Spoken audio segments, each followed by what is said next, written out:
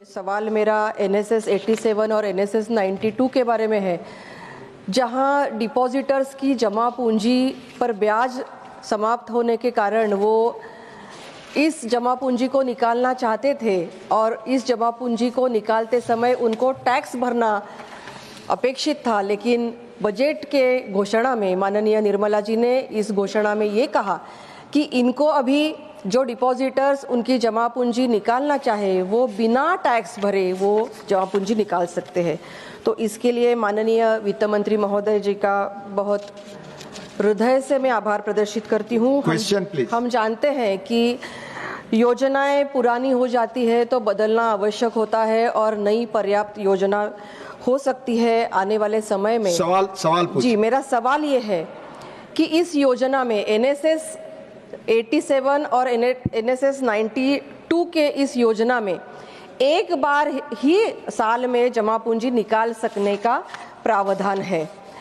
जिन बुजुर्ग नागरिकों ने जमा पूंजी 29 अगस्त के पहले निकाली थी, एक हिस्सा उसमें से निकाला था, क्या वो टैक्स भरे बिना उनकी उर्वरित रकम निकाल सकते हैं क्या? ये मेरा सवाल है। दूसरा, उसमें नहीं, एक ही सवाल, दूसरा फिर मौका मिलेगा आपको। एक ही सवाल प्लीज। इसमें ही है, यही सवाल, इसमें ही एक सवाल है कि बहुत ज्यादा लोगों को ये मालूम ही नहीं है कि नया कानून क्या आया है। NSS का ब्याज समाप्त होने का मालूम नहीं है, क्योंकि बहुत सारे बुजुर्ग लोग पोस्ट ऑफिस में एक ही साल में एक बार जाते हैं खाता अपडेट करने के लिए।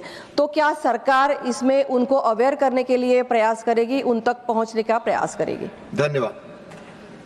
सभापति महोदय, माननीय सदस्य ने जो चिंता व्यक्त की है, मैं आपके माध्यम से माननीय सदस्य को अवगत कराना चाहता हूँ कि जुलाई 2024 में नोटिफिकेशन के माध्यम से जब ब्याज खत्म किया गया था तो उस समय ही डाक विभाग और बैंकों को निर्देशित किया गया था कि उन्हें जमाकर्ता को इस योजना में परिवर्तन के विषय में अवगत कराना है।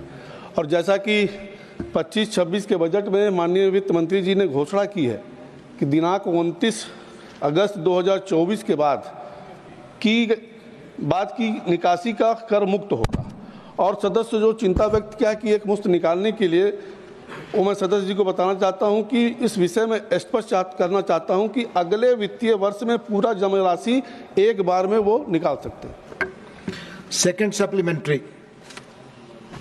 सर, जो पेंशनर्स लंबी अवधि के लिए NSS पर निर्भर रहे हैं, क्या उनके हितों की रक्षा के लिए सरकार क्या विचार कर रही है, और क्या मंत्री महोदय उनके लिए जो कोई वैकल्पिक वित्तीय उपकरण और योजनाएं हैं उनकी जानकारी दे सकते हैं? सभापति महोदय, मैं आपके माध्यम से माननीय सदस्य को बताना चाहता हूं कि वर्तमान में कई छोटी बचत योजनाएं चल रही हैं जो निवेशकों को जोखिम मुक्त उच्च रिटर्न के रास्ते प्रदान करती हैं। जैसे उदाहरण के रूप में अगर आप देखें तो 8.2 ब्याज दर वाली वरिष्ठ नागरिक बचत योजना चल रही है, 7.5 दर वाली ब्याज वाली महिला बचत प्रमाण योजना चल रही है। ऐसे अनेक योजनाएं सरकार पहले से ही चला रही है।